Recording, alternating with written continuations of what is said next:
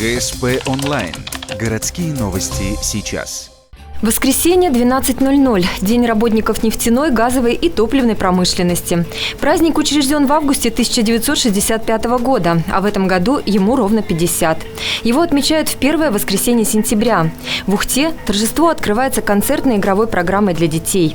Настроение замечательное, праздник очень веселый. Вот с ребенком решили, как говорится, пройти развеяться, отдохнуть, на концерт посмотреть, ну и с друзьями увидеться. Поздравить их с праздником, потому что друзей много кто работает в нефтяной и газовой промышленности. Юных ухтинцев и их родителей развлекают клоуны и главные герои профессионального праздника – газовик и нефтянчик.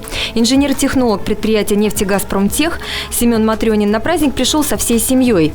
Я хочу поздравить всех с этим большим праздником, пожелать всем больших денег, большой добычи, нефти, газа, всех с праздником.